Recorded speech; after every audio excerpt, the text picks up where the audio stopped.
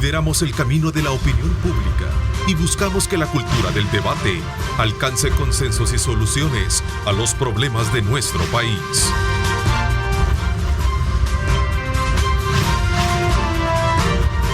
Diálogo con Ernesto López, edición especial. Son las 6 de la mañana con 30 minutos, 6 con 30 minutos. Qué placer enorme estar con ustedes esta mañana, como siempre, agradeciendo a Dios Todopoderoso por darnos ese privilegio de poder contar con su presencia y sobre todo por acompañarse siempre de nuestra señal continua a lo largo de este día. Viernes 13 de mayo. Queremos agradecer, como siempre, darle nuestro agradecimiento a todos y a cada uno de nuestros salvadoreños que están en el exterior, pendientes ya de nuestra señal y especialmente de esta edición especial. Quiero saludar a Julio Valdivieso. Julio, ¿cómo estás? Bienvenido, gracias por acompañarnos este día. Gracias, Ernesto, por la oportunidad. La verdad es que es complicado, pero cada vez que pueda, te he dicho, estaremos aquí presentes. Sé que el programa es prestigioso, pero también debes de comprender que hay veces uno se ausenta por de tiempo. Tu ausencia hace mucha falta, lo demanda la población y que bueno, valoro mucho el esfuerzo que haces para poder estar con la población también. Saludos muy cordiales, don Adán Mejía, gracias por acompañarnos.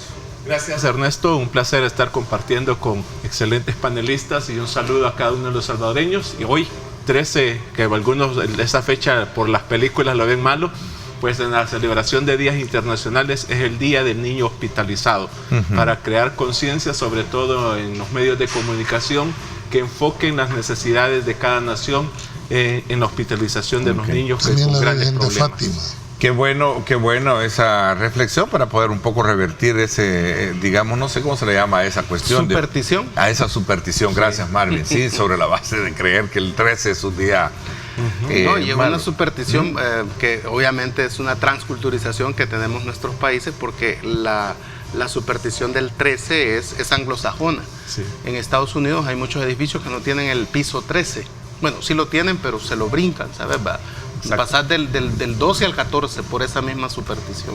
¿Y qué pasa en el piso 13? Es un día, no. ¿Es una 13, bodega o qué? El 3 existe, pero no está contabilizado. No está de 12 pasa no está materializado, perdón, no materializado. Del 12 me voy al 14. Porque en la superstición es si no lo mencionas, si no lo nombras, pues no existe.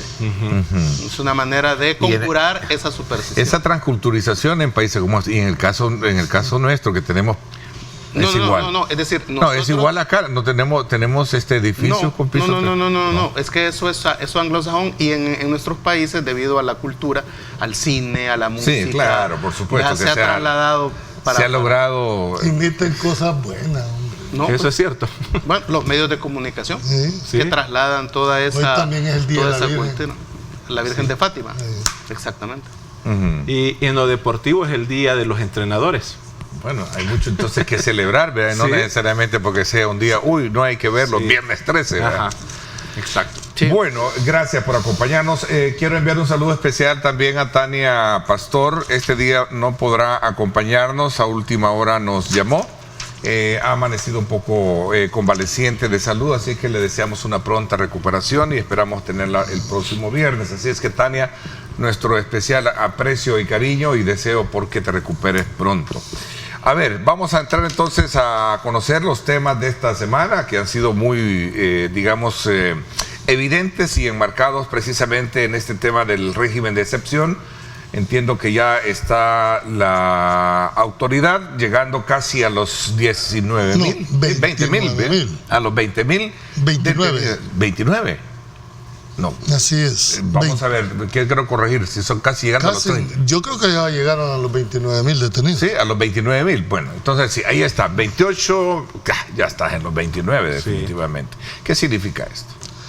Bueno, antes quiero nada más robarles un minuto a los compañeros para mandarle mi más sentida muestras de condolencia a la familia y especialmente a la esposa del doctor Ernesto Yarmide, un gran médico, una gran persona.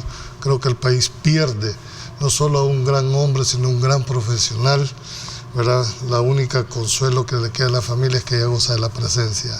Ernesto, hasta donde te encuentres, un saludo fraterno. Contestando, dijéramos, tu pregunta, esto demuestra, ¿verdad? 29,000. Ha habido todo un esfuerzo, dijéramos, por parte de la policía, fiscalía y, dijéramos, todo el sector de justicia de manera coordinada. Quizás lo más importante que va a tener en este criterio mío son dos cosas que va a tener que enfrentar. Primero, el tema de las cárceles. Es decir, necesariamente, Ernesto, tiene que construirse más centros para poder albergar. Si ya de por sí había dijéramos, una sobrepoblación reclusa que sobrepasaba en más de un 200%, yo me atrevería a decir un 300% del hacinamiento de las cárceles, con esto debe de estar, dijéramos, todavía aún más saturado, de lo cual demanda pues el hecho de tener que ampliar los centros penitenciarios. Ya no podés, dijéramos, seguir. Y esto que no ha terminado ni siquiera el segundo mes. Y por los vientos que se están viendo va a haber otra prórroga del tema del régimen de excepción. He escuchado posiciones políticas donde te dice que se va a prorrogar las veces que sea necesario hasta alcanzar el objetivo como es la eliminación. Entonces, vislumbrando, estás hablando de 29,000. Pareciera ser que sí se va a mantener esa vigente, o digamos esa intención de ampliarlo. ¿Qué piensan ustedes de aquellos sectores que en algún momento siguen, digamos, cuestionando esto? Es que la pregunta la debes de orientar de la siguiente manera. A ver, dime cómo. No debe de verse todo régimen, como su nombre lo indica, un régimen de excepción a la regla general. Es decir, la regla general sería que con los instrumentos que ya son propios de una legislación, enfrentes la delincuencia. Esa es la parte de la regla general. Pero hay excepciones en los cuales con esos instrumentos no lo puedes enfrentar. Unos dicen sí. Yo particularmente veo en la parte del procedimiento. Es imposible, ustedes se podrán imaginar, que en 72 horas se pueda establecer un requerimiento de 29,000. Es decir, si no se amplía la detención provisional, hubieran caído ya en detenciones ilegales, porque si a ti te detienen más de 72 horas en un régimen normal o más de los 15 días en el régimen de excepción, hay una detención provisional. Entonces, desde mi óptica, el tema procedimental juega un rol muy importante y por lo cual ese instrumento le permite desarrollarse 15 días más para poder atender la parte, dijéramos, de alguna manera procesal. Porque si no, cualquiera te va a decir, bueno, las causas que motivaron esto, que fueron los 80 y pico muertos, ya no están, y por lógica debería de desaparecer. Pero no solo fue la causa que dio origen, es que eso generó una serie de actos procesales que, en mi criterio, con los mismos instrumentos muy difíciles los pueden cumplir. Veamos el resto. ¿Qué piensan sobre este punto polémico, pero que a la base tiene también el acompañamiento y el aval de la población, que se muestra a partir de ciertos indicadores de encuesta que avalan precisamente lo que se está haciendo, por un lado, y por otro lado también el dicho palpar de nosotros cuando nos encontramos en la calle, la gente nos expresa lo seguro y lo positivo que ha sido esta situación. Entonces eso es un elemento importante que colocarlo sobre la mesa. Yo creo que, como lo dije el viernes pasado, nadie está en contra del combate de la delincuencia de las pandillas. Es algo que la población lo ve bueno y todos lo necesitamos. Pero yo difiero un poco en cuanto a la razón de poder darle la prórroga, y lo veíamos el viernes pasado, constitucionalmente tienen la facilidad y tienen toda la conformación en la Asamblea Legislativa para que lo puedan hacer. Lamento mucho que se sigue dando esa imagen de que las órdenes vienen de casa presidencial y no se discuten, todo es a favor, no hay un análisis jurídico, constitucional, donde se pueda avalar todo esto, porque tampoco podemos obviar las ilegalidades que se están cometiendo, las muertes que ya se han dado en centros penales de personas que son inocentes, no había una prueba. Por ejemplo, yo represento el sector cristiano también, y uno de los pastores que yo he mencionado ya se sacó sus antecedentes penales, y no hay registro ni de su juventud, no hay ningún registro que haya cometido un delito, pero lo están tratando igual que los demás y va en esa cuenta de ser un pandillero, un asesino, y ya se le está privando todos estos derechos. Yo creo, y soy de aquellos que pienso que no es necesario un régimen para que el ejército y la policía puedan ejercer su labor de apresar. Reconozco muy bien lo que decía Olivier en el aspecto que le dé garantías y que pueda tenerlo, pero si tenemos una ley antipandillas, si hay una comprobación de por qué fueron a traerlo, porque todo eso hay que verlo, cuál es el criterio de ir a apresar a alguien. No debe ser, sospecho que así es.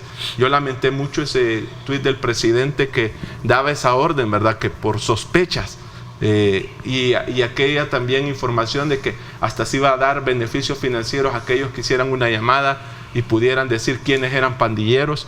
Entonces creo que la parte legal y de justicia no hay que dejarla a un lado. Yo soy y digo claramente, necesitamos combatir la violencia, la delincuencia, y creo que esto también va a sacar a luz el tema de las extorsiones, porque yo decía con el famoso plan de control territorial, mientras hayan desaparecidos, dudo mucho de ese plan control territorial. Digo, si siguen las extorsiones, el gobierno, el sistema de seguridad del país, tiene que examinar, porque extorsiones siguen existiendo actualmente. Ahora, también no hay que ser ingenuos que mucha gente mala, de que están en estos grupos, aunque no sean pandilleros, en nombre de pandilleros, han extorsionado y siguen extorsionando personas. Y creo que este sistema, este régimen también va a focalizar ese problema que estaba oculto, de malvados, de gente que en nombre de pandilleros estaban extorsionando a sus propios empleadores, a sus propias empresas, como el caso del transporte público, que es uno de los que más es afectado en cuanto a la renta, que es algo que no debemos tampoco decir, tenemos seguridad, y es cierto, hay poblaciones, no todas, porque hay comunidades donde la gente misma que vive allí nos ha expresado, la imagen que se está dando es que ya no tienen control, pero siguen supervisando, sí siguen teniendo esa organización que debe de ser denunciada, pero esta gente está en encrucijada. ¿Cómo denuncia si no tiene garantías de protección? Entonces es un problema bien complejo que hay que combatirlo, pero yo digo, debe de ser en base a la realidad. Yo creo que no es necesario, sé que se va a dar otra prórroga, espero que sea con un nuevo decreto, con un nuevo razonamiento, porque si nos vamos a la letra, si somos muy textuales a la letra, las consecuencias fueron, y el mismo decreto que estableció la Asamblea Legislativa en marzo fue el alza de homicidios. Entonces yo creo que ese punto, por ser muy textuales, debe de ser modificado y crear un nuevo decreto que ya no esté amparado a esa alza de homicidios, porque eso, gracias a Dios, ya no se ha dado. Ok, Marvin, vamos a ver. ¿Compartes lo que dicen tus antecesores? Lo que sucede es, yo estoy de acuerdo que el estado de excepción se prolongue, y que se prolongue el tiempo que haya que prolongarse. El gobierno no puede dar marcha atrás de lo que ha hecho, y el estado de excepción debe de permitir tratar de erradicar aún más la extorsión, ¿verdad? El desaparecimiento de personas también. Y hay algo que digamos que puedo estar de acuerdo contigo en el sentido de que se razone, digamos, esta prórroga, ya no en el caso de los 87, no solo de los 87 homicidios, sino de un problema crónico que tiene el país, que tiene que resolverlo, que es el caso de que las pandillas son una realidad, son terroristas. Debe de pensarse, el Estado podría justificar la prolongación del estado de excepción, digamos, en la seguridad interna, en la seguridad ciudadana, ¿verdad? Podría aprovecharse con, digamos, este retiro que se han hecho de algunos territorios por parte de los pandilleros, porque se han ido algunos a la zona rural, otros a residenciales de clase media alta, otros se están escondiendo. Se necesita esa, digamos, esa legitimidad que tiene este gobierno por el apoyo popular con el que cuenta, de continuar con estas, digamos, con estas medidas. O sea, si le va a entrar como le ha entrado, retroceder es un fracaso para el gobierno, y le va a pasar una factura electoral más adelante si retrocede. Por lo tanto, no hay marcha atrás en esto. Ahora, yo invitaría a las organizaciones de derechos humanos a reflexionar en dos aspectos. El primero es que deben de seguir luchando, como tú lo mencionabas, el pastor que tú mencionabas, que tú lo conoces, tú puedes dar fe. Entonces, de que no es una persona vinculada a las pandillas, y hay que seguir luchando por esos quizás 700 casos que pueden haber dentro de todos estos 29,000 o 30,000 detenidos. Lo primero. Y lo segundo es que deben de reconocer también, porque a veces yo veo que los abogados como que les cuesta, o la parte jurídica les cuesta entender la ciencia. Es decir, esta es una sociedad sociópata. Estamos llenos de sociópatas en todos los niveles. Entonces, esta es una sociedad creadora de asesinos seriales, ¿verdad? Entonces, creadoras de pandilleros. Es una sociedad. Entonces, mientras, o sea, no solo es el Estado o el gobierno el que va a resolver este problema.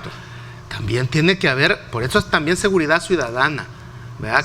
¿Cómo vas a hacer tú, Julio, para que en tu sector, usted en su sector, para que haya seguridad para todos, no solo para mí, ¿verdad? Entonces, el concepto, Marvin, de seguridad es tan amplio. Exacto. Ahorita creo que una de las patas de la mesa es la parte represiva, porque tiene otras 3 patas que son a más largo tiempo. Por ejemplo, la prevención. Pero estas organizaciones de derechos humanos, no, yo no me fuera por ahí. ¿Por qué no consiguen ellos fondos para implementar programas de prevención? Primero, a ver quién les va a dar el pisto, ¿verdad? A ver quién les va a dar el pisto, porque para la comunidad internacional es muy famosa por decirnos, cuando firmamos la paz, ¿te acordás que nos dijeron que nos iban a dar para reconstruir el país? Bonancibles en la guerra y tacaños en la paz. Exacto. Entonces dijeron que nos iban a pagar todo, ¿te acordás? Y no dieron ni un 5.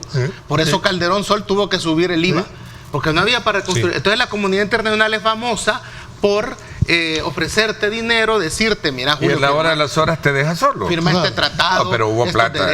Durante el fin de la guerra hubo plata. Cuando comparás lo que se gastó en armas, $1 millón diarios, con el millón, con el menos millón a la hora de reconstruir. Que fueron bien utilizados, ese es tema para otra discusión. Pero la comunidad internacional abandonó El Salvador una vez firmada la paz. Entonces las organizaciones de derechos humanos deben de agarrar en los municipios más pobres, en las zonas más vulnerables, de alto riesgo, consigan fondos de USAID, por ejemplo, para implementar proyectos pilotos de prevención, de readaptación y de reinserción. Y entonces después vengan aquí a Diálogo, a Pulso Ciudadano, a todos los programas de opinión pública y digan, miren, es que funciona. Se puede, se ha cambiado, el gobierno es malo, el gobierno debe de hacerlo.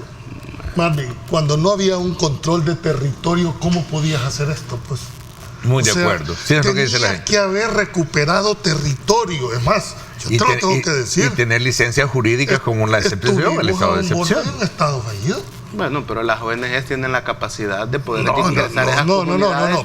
Pero quisiera que retomaran la pregunta de fondo. Pandillas, ¿no? La pregunta de fondo debería de ser ¿en qué ayuda al combate de la delincuencia un régimen de excepción? Me parece. Es un instrumento que le permite al Estado ser más efectivo, es un instrumento que le permite conseguir, dijéramos, su resultado, el objetivo primario. Esa es la parte de fondo. Y si lo respondes, ¿cuál es? Sí. Hasta ahorita. Quiero decirte una cosa. El estado de excepción ha ayudado a la seguridad interna. Sí, Adán dijo dos cosas. Bueno, miren, yo no estoy de acuerdo, dijo, porque con los mismos instrumentos no se va a poder alcanzar. Es más, los muertos, que fue la causa. En algo tiene razón Adán. Y es que la técnica legislativa, cuando estén redactando el decreto, debe de ser más amplio, tiene que estar más digerible, porque la causa que origina para la prórroga no la va a poder meter, porque dice las mismas causas que la originaron. Esto era lógico de decir, bueno, si lo que origina es la muerte, al no haber más muertes no debería haber régimen de excepción. Eso si lo interpretas de manera literal. Hay que ser más creativo en la justificación y en la necesidad del porqué de un régimen. El estado de excepción. Y yo creo que tienen las herramientas. Por ejemplo, la ley antipandillas tienen todas las herramientas ahí. No, pero yo lo enfoco más en el tema procesal. Sí. ¿Por qué digo yo esto? Porque 72 horas, que es dejarlos libres. Es dejarlos libres, no lo podía hacer. Es hacer un procedimiento ahí de es donde capturarlo siento que y debe de haber soltarlo. una. Y solo quiero argumentar dos cosas. Uno es el hecho de la legalidad, la tiene. Sí. Primero lo contempla la Constitución y se tiene la correlación. Pero además tiene la legitimidad. Sí, claro. Porque cuando tú hablas con la población, hablas con la gente, entonces está claramente establecido. Lo que les hace falta es la motivación del decreto para que no haya una salida. Ahora bien, te voy a poner un ejemplo. Espérame, y finalmente, solo quiero decir, tú hablas de dónde están las organizaciones, sí, porque no podemos negar de que hay casos en que se han atropellado los derechos humanos. Mi pregunta es, y está ¿a bien dónde que se denuncie? Mi pregunta es, ¿a dónde está el Procurador de Derechos Humanos? Que es el encargado por Constitución de velar por ellos. No, está bien que existan organizaciones de derechos humanos, que griten, pataleen, hagan lo que quieran.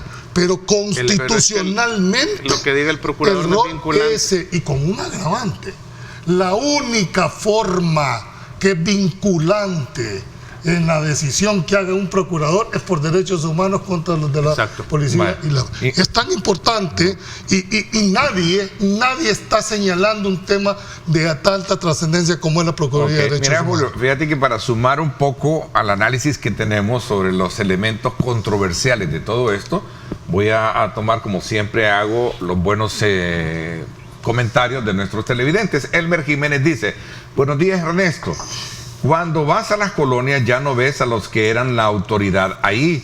Veías a estos hipotes en cada esquina con audífonos y todos los veíamos ya como una autoridad. Ahora ya no están. Esto es gracias al sistema que se ha implementado. Anda a preguntarle al que pagaba la renta.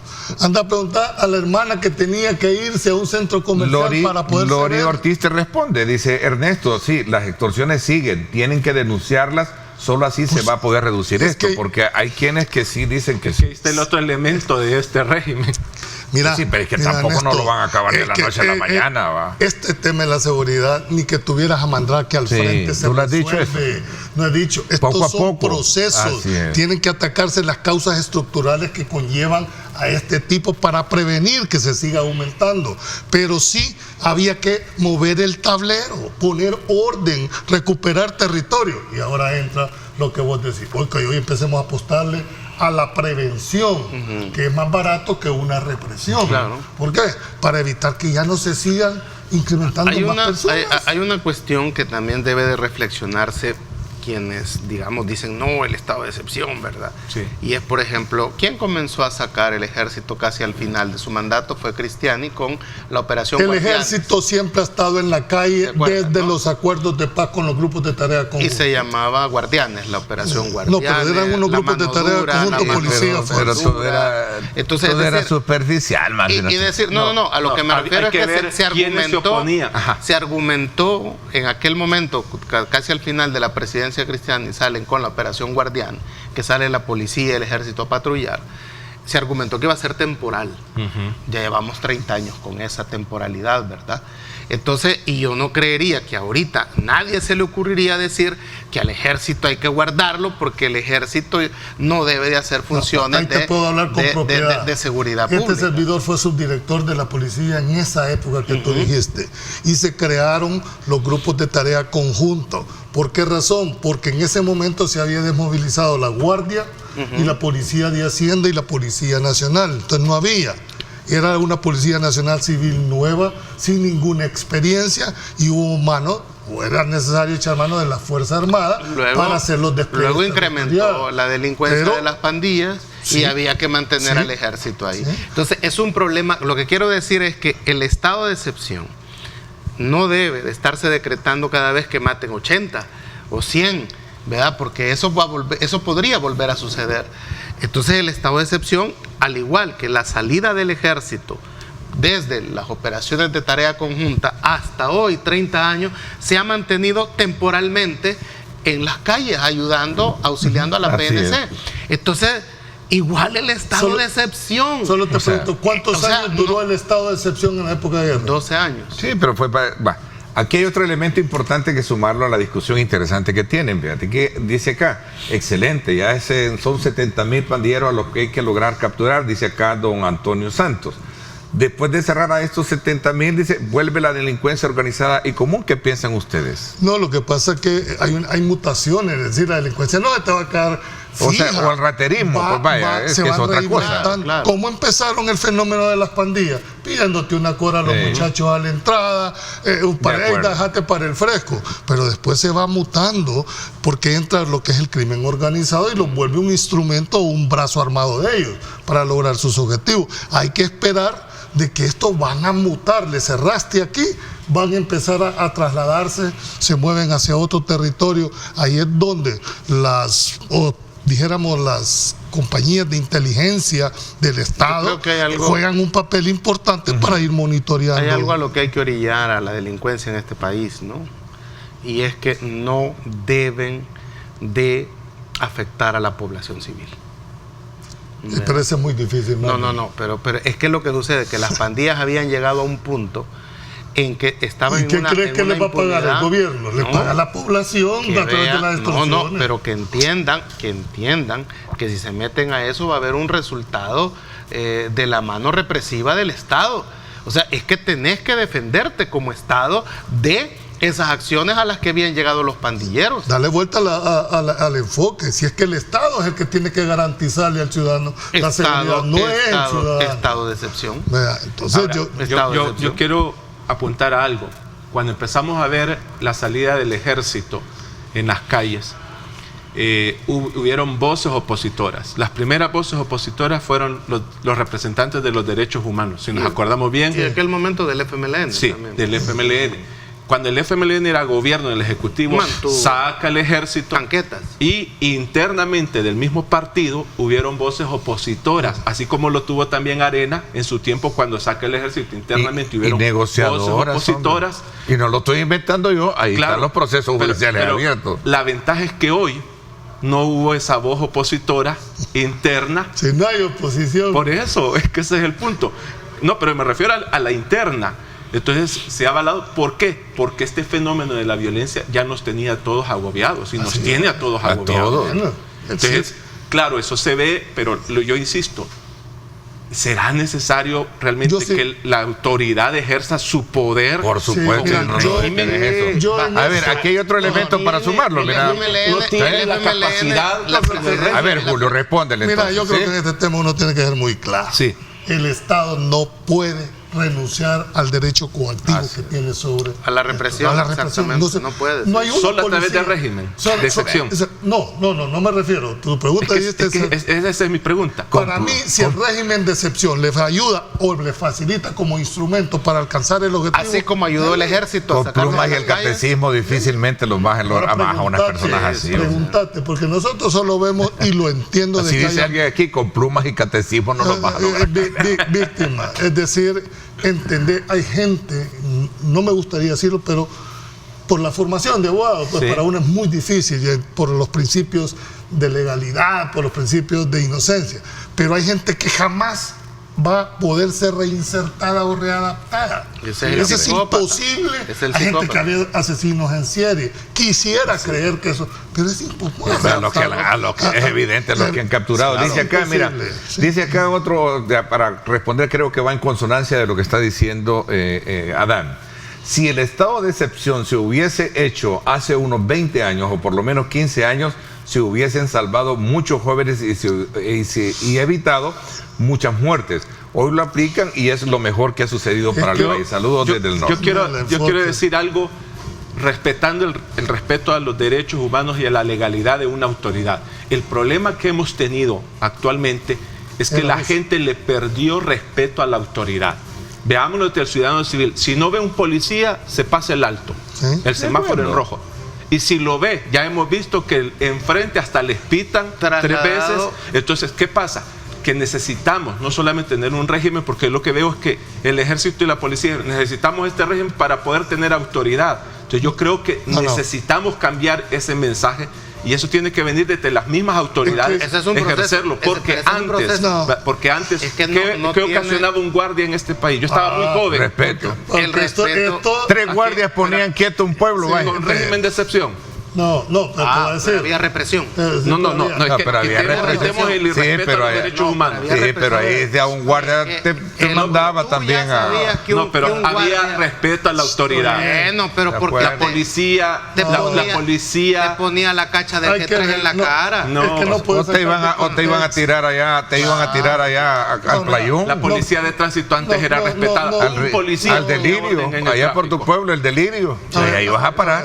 A ver, no saquen de contexto las cosas. Autoridad. Es decir, la autoridad se gana, no se impone. Exacto. También, exacto. ¿Verdad? Segundo, es decir, el contexto de la guerra es totalmente diferente. Este es otro tipo de guerra la que vemos ahorita. Pero es una guerra que requiere otro tratamiento.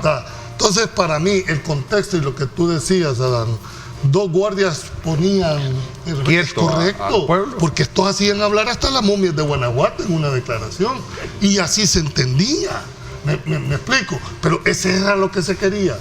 Eso era, ¿qué llevó a la guerra? A la guerra civil de octubre, precisamente ese tipo fue uno de los elementos. Fue uno de los elementos, pero creo que fue el más determinante para eso. Tú no podés combatir el crimen, como alguien lo dijo ahí, con escapularios. Con eso no ¿Cómo se entró puede. la administración Funes? Comenzó hablando frente a la mano súper dura, dijeron la administración, la mano amiga, ¿te acuerdas? Sí. Vino las pandillas y queman un microbús con gente adentro. Es ese gobierno el que también los declara terroristas. O sea... No, los declara una sentencia de la sala. No, por eso, pero ellos aprueban la ley. Definen la ley de pandillas como terrorista. Ya Funes sanciona esa ley antipandilla. ¿Sí? Entonces, el punto es que la prevención, el poder readaptar a esta sociedad sociópata, que no le interesa cumplir la ley, ¿verdad? Que no hay ese respeto que tú hablas a la autoridad o al orden, que no hay disciplina. Lo mirabas en el órgano judicial. Un juez le llegaba a un tipo, no habían pruebas, en un régimen normal, en esa democracia desordenada que nos crearon, lo dejaba libre y regresaba a la comunidad. Entonces hoy el juez sabe que hay una intención del gobierno de meter a la cárcel a esta gente. 2 cosas, Adán. Y la ley, las condiciones no estaban dadas, y hoy sí están dadas. Entonces, por eso la ley ha cambiado para los jueces. Hoy los jueces, los jueces están en la mira. ¿Verdad? Tienen que... Y eso hay que ponerle atención. No, pero es que no podés. Hay que ponerle atención. Hay que liberarlos a todos como se antes tenía. No se trata de eso. No se trata de eso. Tú podías, ¿cómo le llaman ustedes? Ustedes podían tener la convicción, un juez, de que ese tipo que tenías ayer era delincuente y pandillero, pero como no había pruebas, el juez lo dejaba libre. Pero ¿por qué? Porque al momento de la captura la policía cometía errores de no registrar ciertos detalles que pudieran, porque ahí hay que verlo. No hay que acusar solo a los jueces, que son los que se lavan las manos. Es que hay un principio que rige el actuar de los jueces, y es esa famosa sana crítica. Bajo ese, que la sana crítica no es prueba, y los que son abogados me van a entender. Esos son instrumentos para valorar la prueba que se recoge en el proceso. Pero un juez debería de valorar en base al sentido común, hombre. Muchas veces no es más común de los sentidos. Analicemos ese tema cuando analicemos en el contexto de cómo se está aplicando la ley. Pausa 7:03 minutos. Gracias por estar con nosotros. Este programa es presentado por Econoparts, 50 años haciéndote llegar lejos. Bueno, gracias a nuestros buenos amigos de Econopar, como siempre, a desearles lo mejor en estos 50 años de estarle ofertando a usted repuestos de calidad mundial. Vamos inmediatamente también, junto a la felicitación, a presentarles a ustedes, gracias a ellos, el informe del tráfico a esta hora en el sector de este es el Boulevard Constitución, para que usted tome en consideración cómo está el tráfico viniendo el carril del norte a sur y el de sur a norte. Así es que tome en consideración esto, porque gracias a Econopar, 50 años para que tú llegues donde quieras llegar. Este programa fue presentado por Econoparts, 50 años haciéndote llegar lejos. Ok, continuamos en el análisis del tema que este día nos entretiene, que es precisamente los alcances que ha tenido el régimen de excepción en el contexto de la presentación de resultados que se han hecho esta semana por parte de las autoridades y que ya estamos llegando a los 29,000, ¿verdad? Hablábamos de los 29,000 y creo que los alcances son ir más allá. Paralelo a ello también la versión de mantener de manera continua. Y aquí estamos viendo un poco en su esencia, para aclarar algunos aspectos elementales, aquellos vacíos que en su momento quedan y dejan digamos como a la luz pública algunas violaciones de derechos a personas que a lo mejor no tengan nada, porque puede ser que así lo sea, pero en su mayoría lo que la población está viendo es que hay un resultado positivo de todo esto.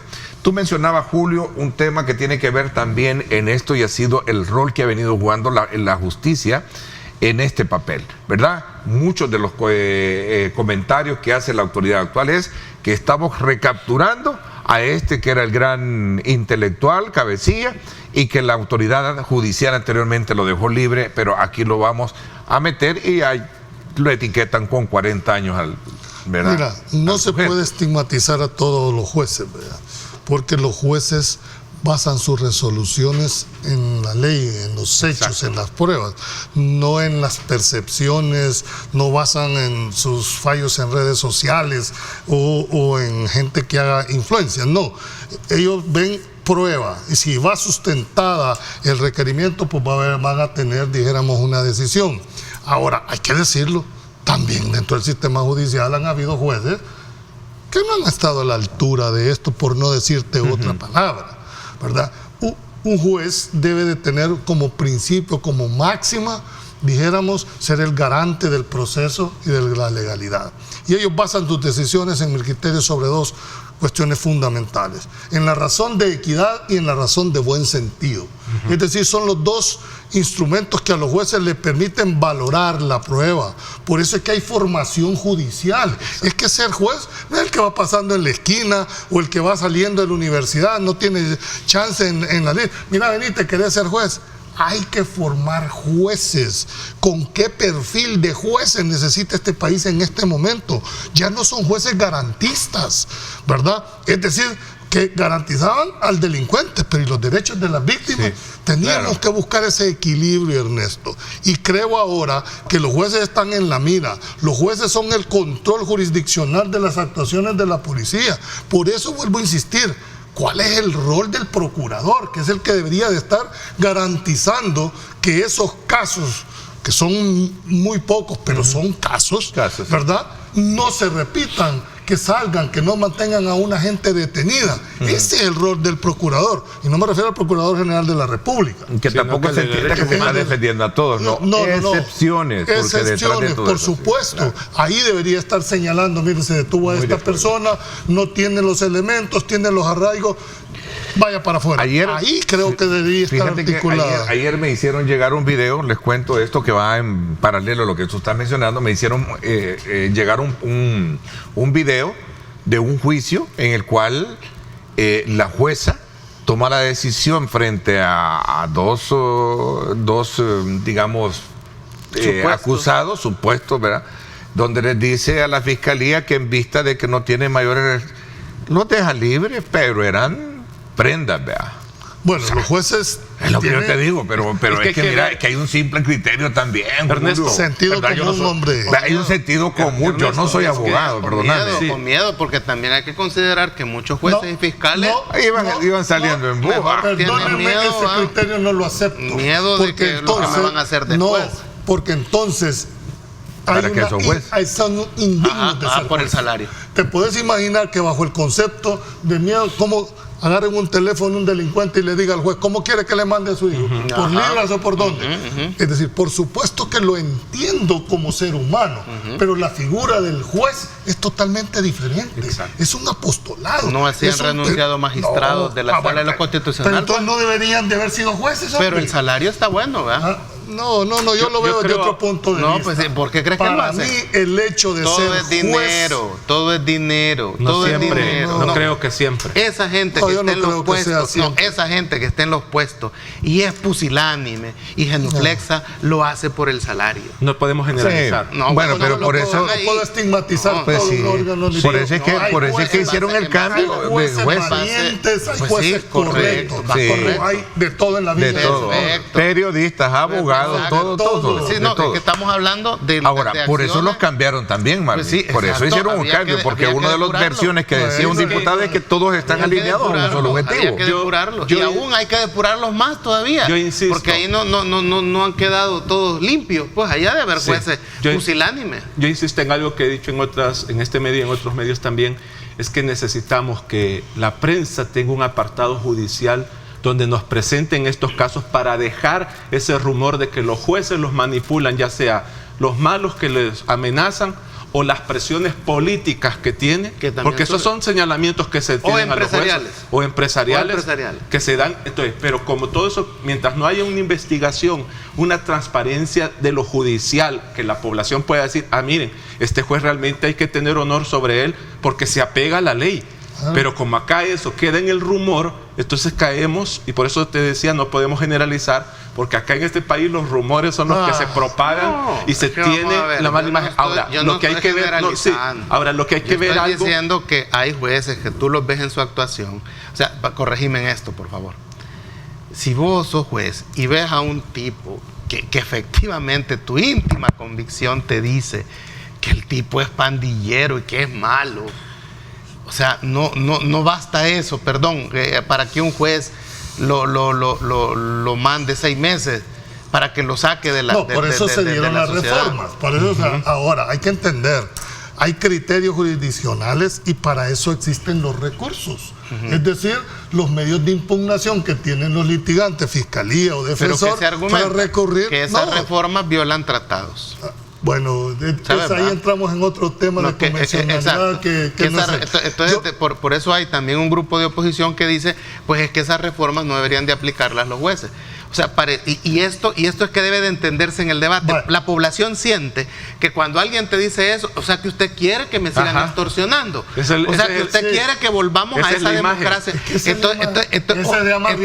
Entonces, los opositores a estas medidas, a esta situación de excepcionalidad, deben de reestructurar su discurso para que no parezca que nos quieran ustedes y que nos quieren llevar a aquel desorden. Ahora, en honor a la verdad, no solo los jueces penales cometen ese, porque nos interesa en el tema, pero aquí sería interesante saber que hay tanta corrupción también en los jueces civiles, en los jueces de paz de aquel pueblito donde nadie se acerca. En las salas. En las salas, desde arriba. Es decir, ahí es donde debemos de entrar. Miren, aquí hay una... ¿Cómo cambió la sala de lo contencioso administrativo? Hay una máxima. El impuesto de IVA ataca a Bianca, por ejemplo. Con solo el cambio de magistrado. Le quitaron el pago de IVA. El pago de IVA. Y eso no fue una decisión, fue una decisión... De la sala. De la sala. Exactamente. ¿Verdad? Que de dónde venía la orden. Es que es lo que no sabemos. Es lo que no se sabe. ¿O por qué pasó? De entender una cosa. ¿Por qué cambió? Sí. Esto va para todos, el órgano judicial. Y ojalá el presidente de la Corte haga algo en cuanto a la celeridad.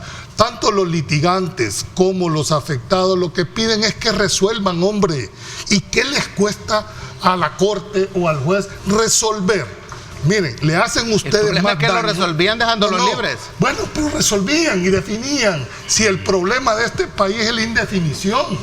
¿Por qué razón? Porque si a mí me resuelve negativamente un juez, pues apelo y hago uso de mis recursos hasta llegar a la última instancia.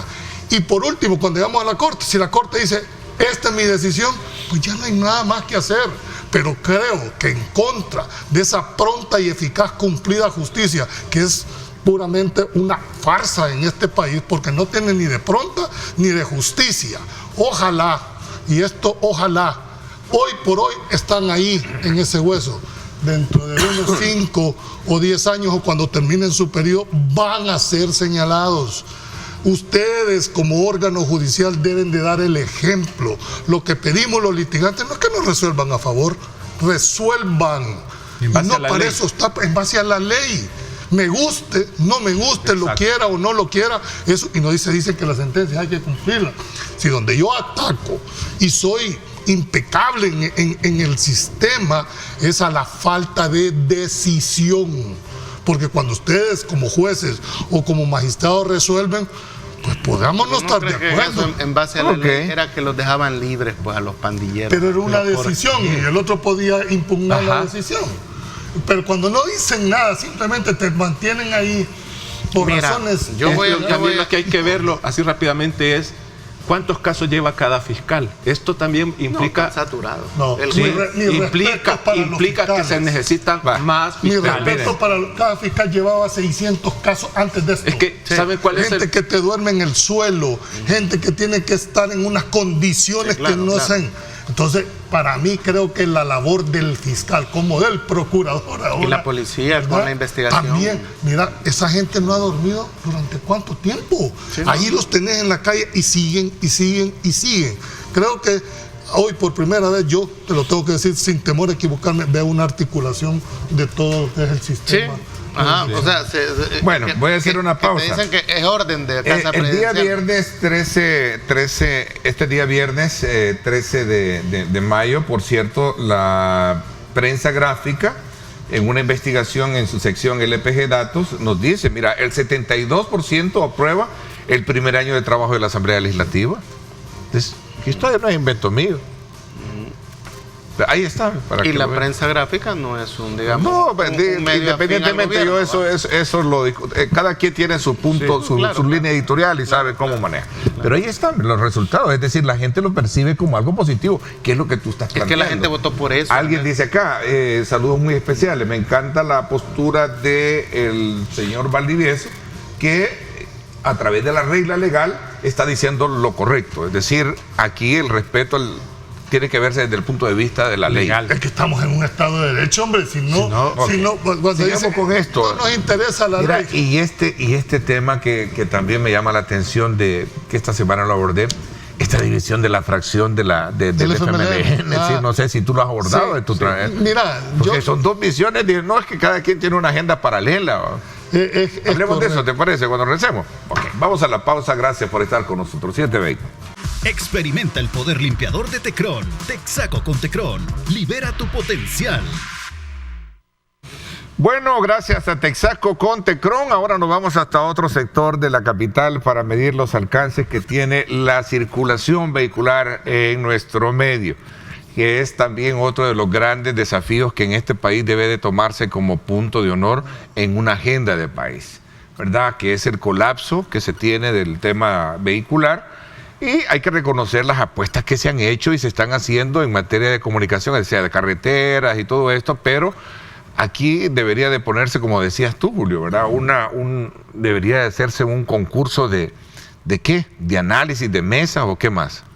No, mira, son temas, es el tema de la movilidad, es un tema que afecta al 90% de la población, porque aquí va rodaje privado y público, ¿verdad? Pero cuando estás viendo eso que estás poniendo ahorita en televisión, esa es la realidad. Por más que yo te venga aquí a decir qué es lo que aspiraríamos, la realidad que para movilizarse 2 kilómetros en esta ciudad te tardás 45 minutos. O sea, el costo que le cuesta al país en una hora de congestionamiento en dinero, es decir, quema de combustible de manera innecesaria. Segundo, hay algo que la gente no lo ve aquí, y es el estrés y la violencia social a que puede ser sometido en un momento determinado. Es decir, bueno, aquí se ha matado a personas por un estacionamiento, por un parqueo en una gasolinera. Claro. Una gente que vaya armada ahí y alguien le pita porque le quiere, te aseguro que puede haber. Eso no se ve. Ok, pero bueno, así está el tráfico en la avenida Jerusalén, gracias a Texaco con Tecron. Recuerde, llene su tanque y descubre que solo Texaco te da más kilometraje. Esto gracias a su aditivo limpiador Tecron, que mantiene limpio tu motor, brindando un mayor desempeño para tu vehículo. Julio, la vez anterior tú me preguntaste cómo hacía yo para tener ahorro en cada kilómetro, y yo te respondí simple y sencillamente, solo con Texaco con Tecron. Experimenta el poder limpiador de Tecron. Texaco con Tecron. Libera tu potencial. Bueno, ahí es. Vámonos entonces a continuar con este otro elemento importante de lo que tú decías. Tú has analizado ese tema del FMLN, ¿cómo lo ves? Una fracción eminentemente dividida, ¿no? Yo creo que... Y un partido también, Arena, que por cierto ha retrasado las internas, sí, que es otro de los temas. ¿Qué estará pasando? Yo siento que el gran reto que tienen estos dos partidos es que hay un hartazgo en la población contra los partidos políticos, especialmente contra los dos tradicionales. Y además vendieron esa expectativa de renovación, cuando en realidad fue una simple sustitución, no hubo una verdadera renovación. En el caso del FMLN, mi interpretación, lo platicamos, el día de ayer, en el tema, Manuel Flores, es que el FMLN hay que entenderlo que su conformación no fue, primero que es un partido político creado por decreto, no fue, dijéramos, la voluntad de determinados en base al derecho de asociación.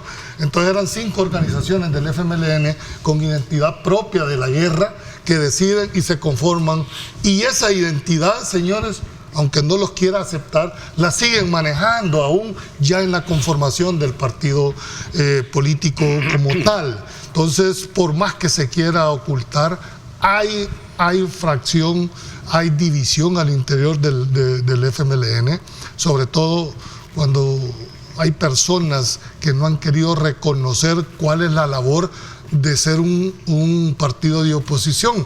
Bueno, la misma diputada Argueta dijo claramente que no se puede ocultar lo que está a la vista. No se puede negar que no está funcionando la unidad de nuestra fracción legislativa.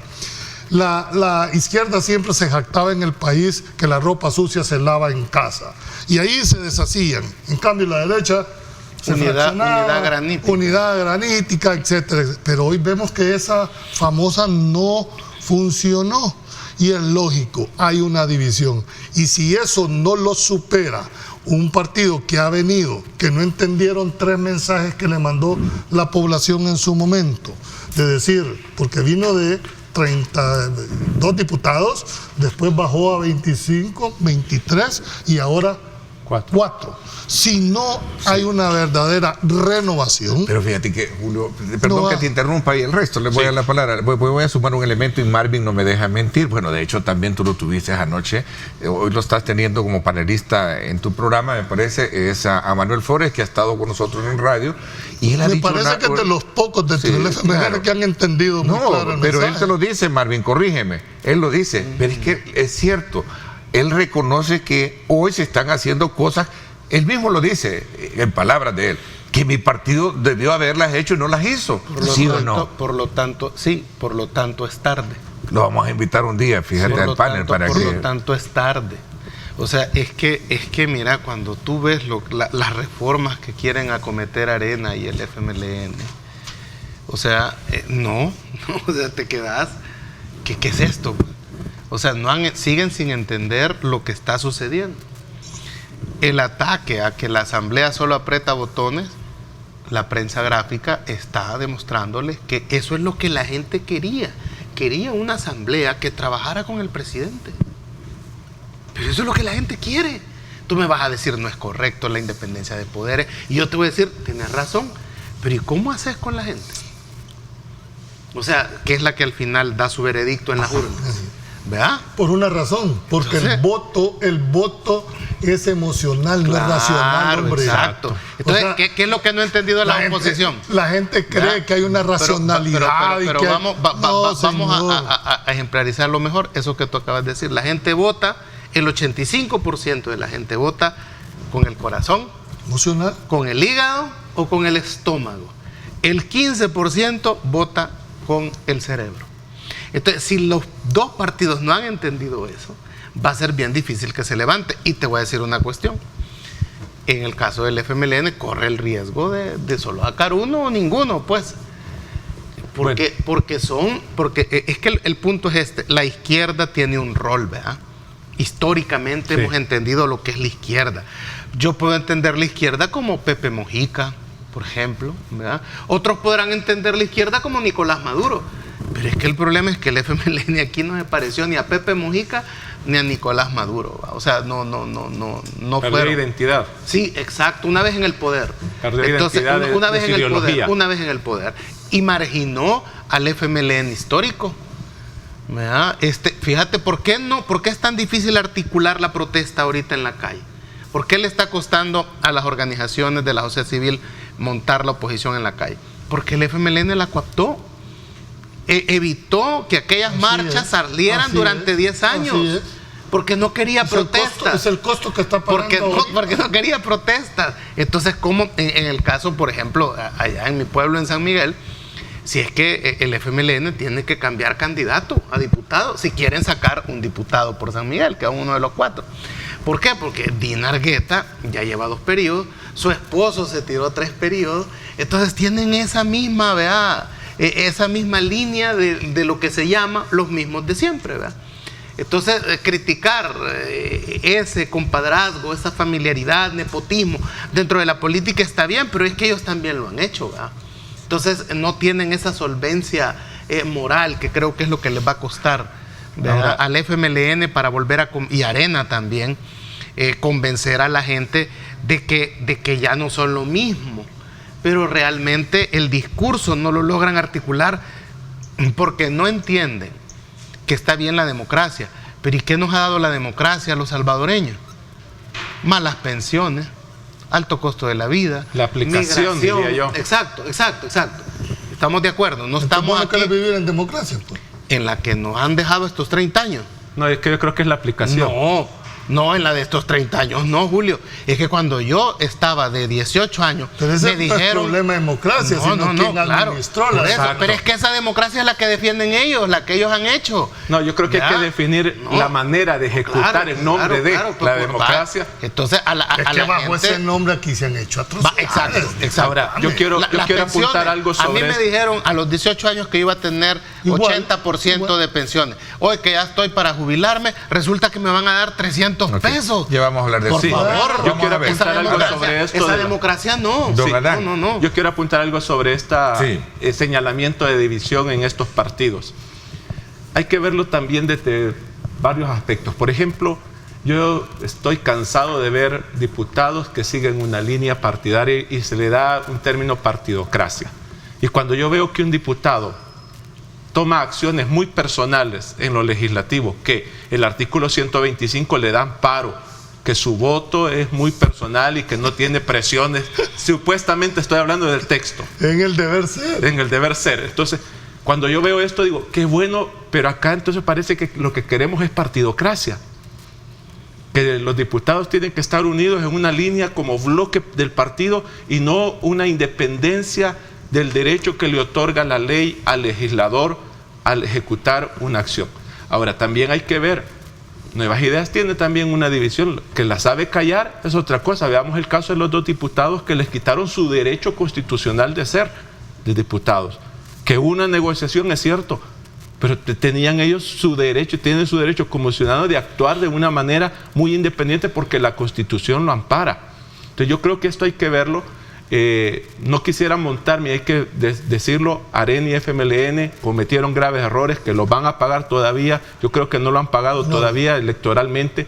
Tienen grandes costos, por ejemplo, el tema del financiamiento, de las treguas, de las negociaciones que hicieron. Las pensiones. Sí, entonces todo eso va a tener todavía un costo que creo que esa separación que tienen los legisladores del FMLN y que también están en Arena, porque hay que verlo.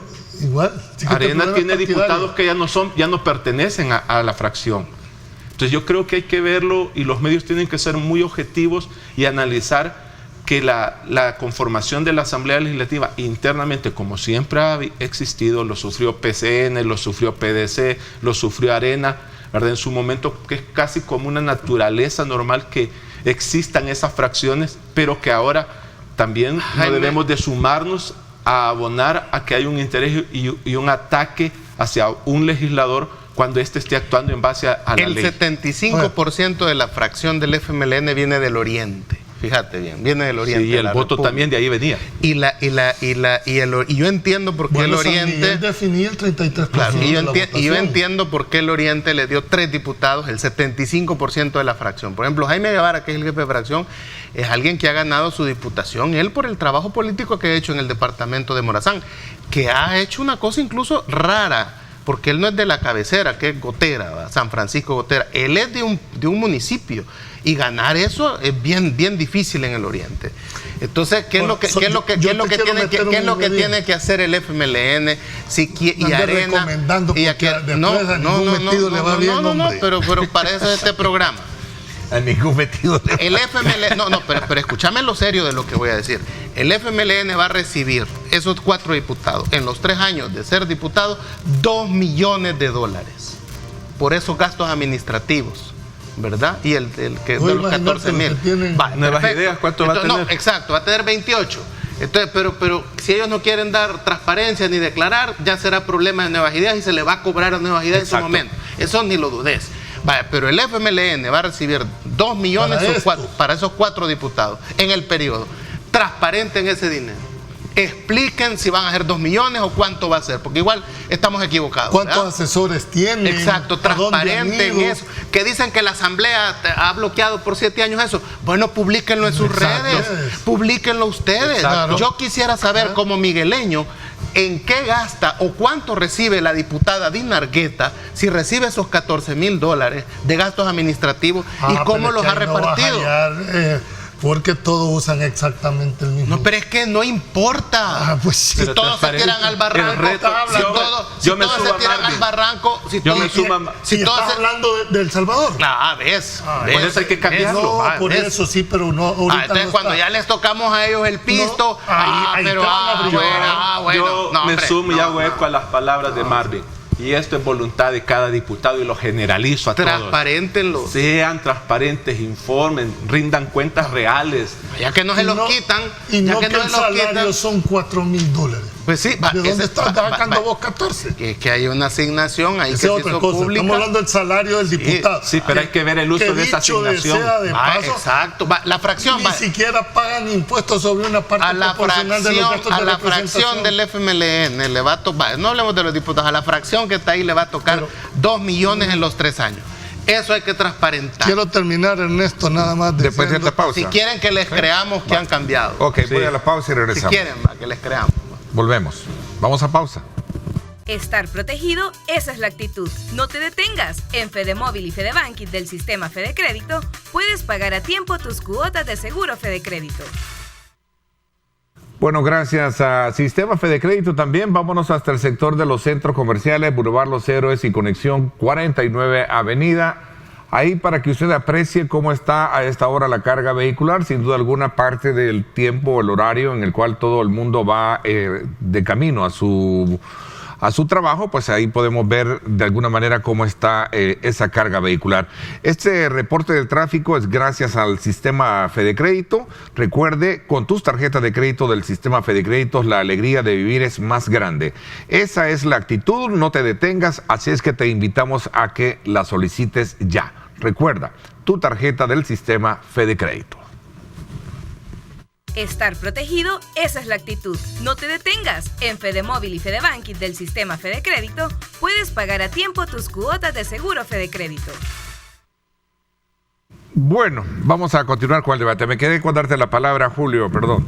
Mira, yo siguen y tienen la palabra los tres. Quiero resumir al final esto sobre lo que está pasando, no solo en el FMLN, dijéramos, sino en todos los partidos políticos, es que no han logrado diferenciar lo que es la obediencia de partido con la disciplina de partido. Y la lealtad al pueblo. Y a quienes se debe, sí, pero al final los partidos son los instrumentos mediante los cuales llegas al poder. ¿Sabes por qué no han entendido eso? Porque en realidad no son diputados por el pueblo, es por las dirigencias que los han puesto, por los favores que han comprado adentro, porque han tenido que arrastrarse con dirigentes para ser diputados. Eso es todo. Bueno, pero entonces los gobernantes que tenemos los elegimos nosotros. Bueno. ¿Verdad? Entonces, pero en teoría, no los elegimos, votamos por ahí. Bueno, quizás esa, corrijo la palabra, sí. ¿Cierto? Este pueblo vota, no elige. Quienes eligen son las cúpulas de los partidos.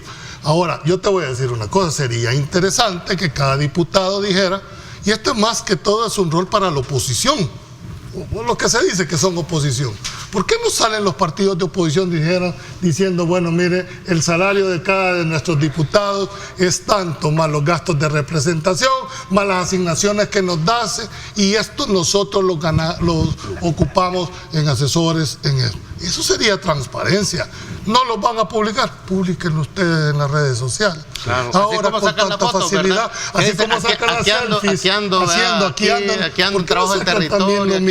Eso sí daría muestras de renovación, eso sí darían muestras de que han querido cambiar, pero haciendo lo mismo va a ser muy difícil que la gente perciba lo que y yo le añado, que también informe quiénes son esos asesores. Las capacidades que tienen Sí, las para estar capacidades ahí. y para ver si no sigue el nepotismo. Por ejemplo, exacto, es correcto. Estamos hablando de un país... Bueno, entonces... Estamos idealizando. Entonces, mira, entonces que sigan nuevas ideas. Y la realidad es Entonces otra. que sigan, eso es lo que la gente concluye. O sea, vamos a ver, usted me quiere decir que Nuevas Ideas todo lo está haciendo mal, pero usted lo que me está ofreciendo es volver al Frente y Arena. No, hombre, mejor me quedo con este. No, eso es lo que la gente razona. Sí, pero yo creo que no tienen el poder estos partidos para volver a tener la fuerza. No. Primero, internamente ni tienen candidatos potables. No. Sí. Entonces, el panorama para el 2024 es interesante. Creo que los nuevos partidos tienen un gran reto, ¿verdad? Porque ese mensaje de los mismos de siempre salpica nuevas ideas.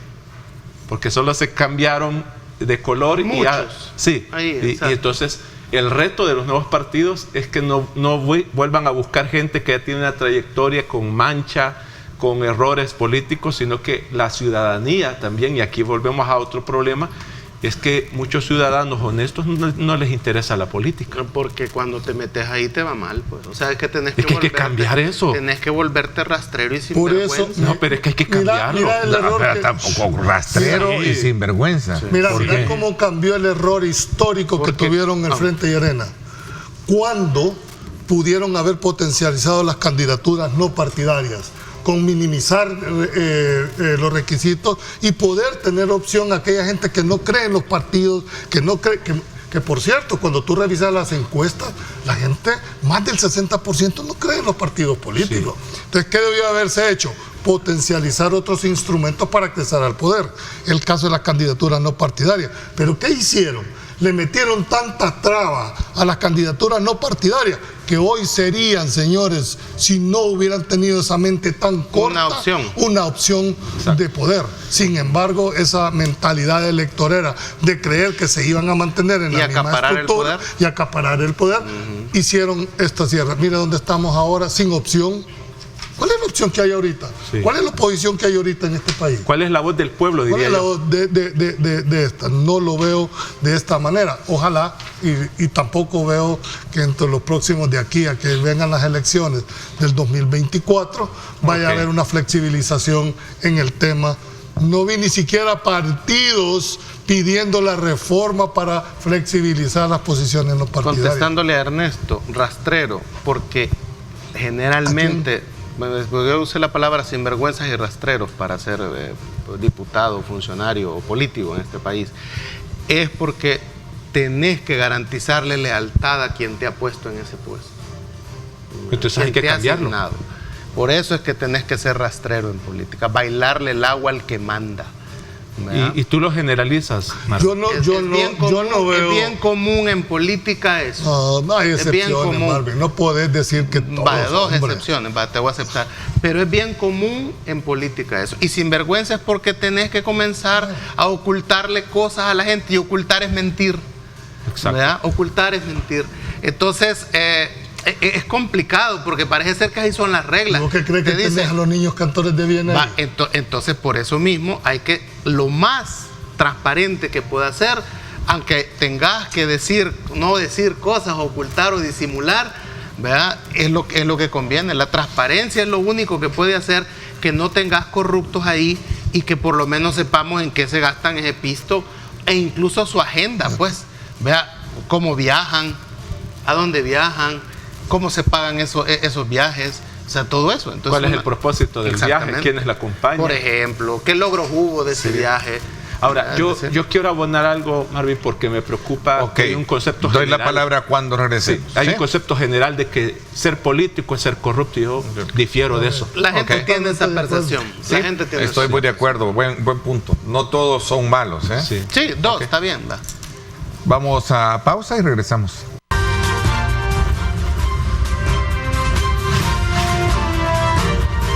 Diálogo con Ernesto López, edición especial.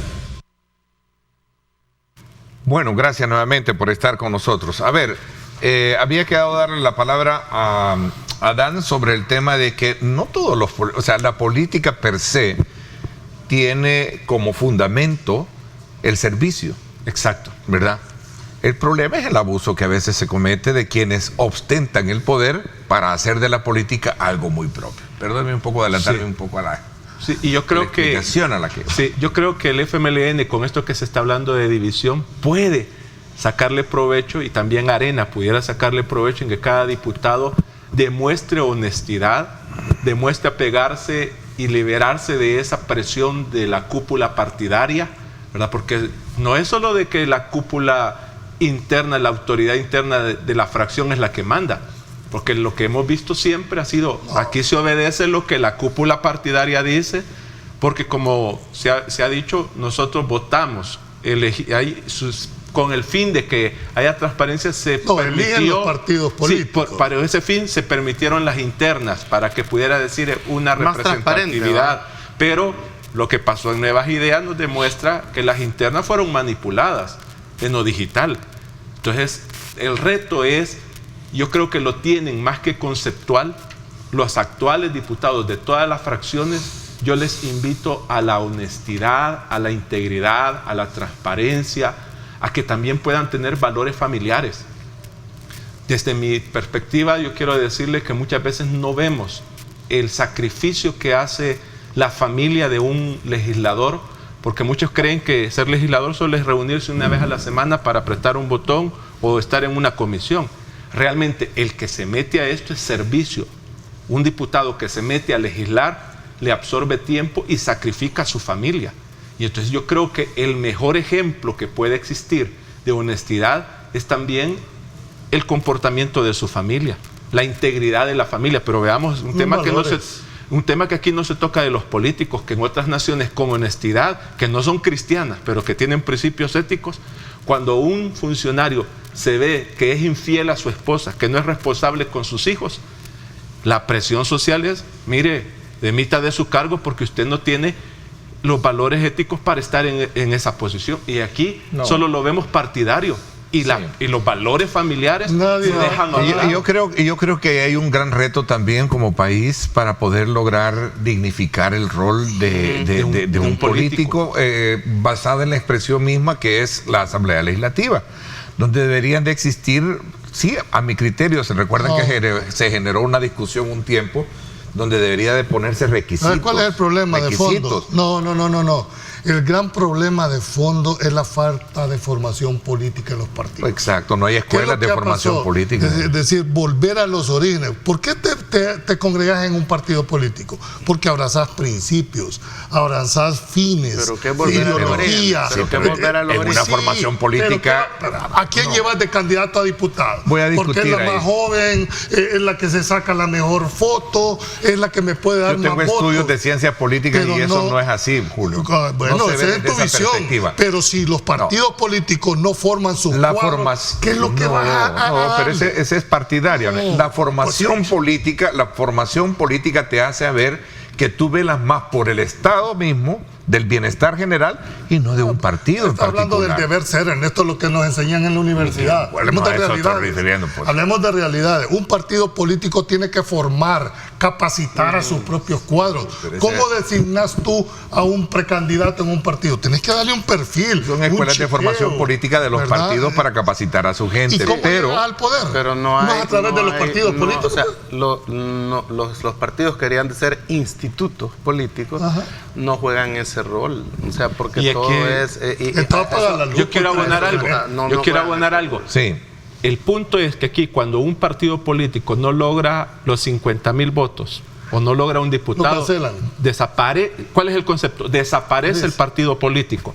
O sea, ya no hay una institución. Sí, ya lo mataste. Porque es el punto. Como no hay formación, no hay una formación académica política, creen que al ya no estar en la palestra de la Asamblea Legislativa de un alcalde, ya desapareció. El reto, eso hay que cambiarlo. El reto hay que cambiarlo. Señores, dos temas importantes se nos han quedado para el próximo viernes. Uno es esta polémica que se ha creado a raíz de la Cumbre de las Américas que se va a llevar a cabo en los Estados Unidos, en Los Ángeles, y donde nos están invitados algunos tres países, Venezuela, Nicaragua, Cuba.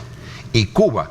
Y a la que se suma la advertencia del presidente de México de que si no van estos, él no va a ir. Y CARICOM, que ya anunció y que no va a ir. CARICOM también. O sea, esos son 17 países que no van a ¿Tú crees que eso le va a afectar a los demás? No, lo que sucede es esto. Es que, mira, Estados Unidos tiene que demostrar que es un líder en la región, que es una potencia y que se lleva bien en el hemisferio con todos nosotros.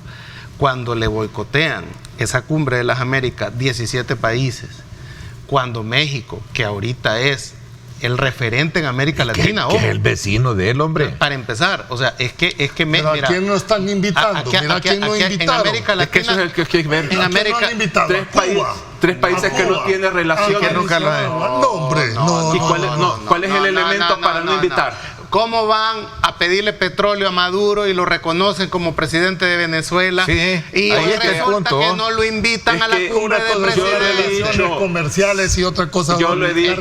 Buen punto has puesto, Marvin. Buen punto. No, pero es que yo lo he hay dicho. que reeducar a los hay que reeducar a Biden. Hay que reeducar a Biden que si le va a ir a pedir petróleo a Maduro, que si le va a ir a relaciones comerciales, no políticas. No hay que permitir. No, todo está vinculado. Todo está vinculado. Entonces, lo vemos así. ¿Cómo es que Biden, siendo vicepresidente de Obama, va Obama a La Habana, hace una visita oficial y hoy que es presidente no lo invita a la cumbre de las Américas? Mira, estos espacios como Naciones Unidas, como lo que la pasa OEA, es que hay que diferenciar los políticos con los comerciales. Bueno, entonces, hay que diferenciarlo. No, es que no existe esa diferencia. Es que debe de existir. Y no con China tenía relaciones comerciales, porque no tenga relaciones políticas. Exacto. Bueno, pero ahorita hay relaciones. Pero ese era un problema. Esa era una deformación ideológica de los areneros. Con Cuba no teníamos una deformación ideológica. O sea, que el pisto sí me lo podés dar, pero a mi casa no te recibo porque me caes mal. No, vos lo querés vincular. Es que para mí los gobiernos están limitados y deben de tener límites. Y uno de los límites que hay que ponerle al gobierno los límites es lo comercial. La geopolítica. Porque cuando dejas que los políticos metan lo comercial, viene la corrupción y se deteriora todo. Señores, ahora, la geopolítica no se va por principios. Se va por intereses. Nuestra política. No, la geopolítica. La geopolítica no se ve por principios, se ve por intereses. Hay que ver que los tres países que se están pidiendo las relaciones diplomáticas con Estados Unidos no las tienen. Entonces se quiere presionar y se le quiere doblar el brazo ante la imagen hacia afuera. Y no le acaban de ir a pedir es que comercialmente. Es que ahí está la diferencia. Pero eso no es hipocresía. No, es que tenés que verlo. El Estado, todo Estado debe tener límites. El problema nuestro es que en cualquier necesidad queremos que el Estado meta sus manos. No, pero ¿para qué le piden petróleo a Venezuela? Porque es comercial. Pero eso se puede. Es que es comercial. Pero no es hipocresía. No. Mira, qué interesante. No es hipocresía. Bueno, está bien.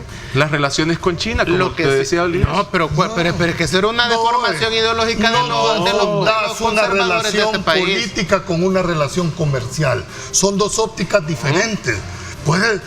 Y no con Cuba, El Salvador no tenía relaciones, pero teníamos una relación comercial. Iban a nuestra. Eso era por cuestiones ideológicas, más amplia. por fanatismo de arena. Es de ideología, es de cuestión que hay que limitar el poder no me gusta tu comunismo, pero sí me gusta tu dinero, sí me gusta tu mercado. Lo social, lo cultural, los intercambios culturales no se deben de dar por lo político. Pero eso no lo aplicas, por ejemplo, a lo moral. ¿Cómo no? Con un inmoral tú harías negocios. Es que ya vamos con principios. No, pero por ejemplo hay dictaduras en el Medio Oriente que tienen reprimido a mucha gente, a muchos sectores. China. Y le compras petróleo. No tiene patria, no tiene en eso consiste la cultura, en eso consiste el éxito de este programa. Es un fracaso diplomático para Estados Unidos que su hemisferio no asista a... De acuerdo, es respetable. En eso consiste el éxito de este programa, ¿verdad? Hay diferentes puntos de vista que recogen el pensamiento de nuestros invitados, lo cual le permite a usted recoger también sus propios insumos para que puedan tener su propio pensamiento crítico. Ese es nuestro objetivo. Gracias. Por mi parte, esto es todo por hoy. Pásenla bien y como siempre recuerden lo más importante, amar a Dios sobre todas las cosas. Gracias a los tres y saludos a Tania también. Lideramos el camino de la opinión pública y buscamos que la cultura del debate alcance consensos y soluciones a los problemas de nuestro país.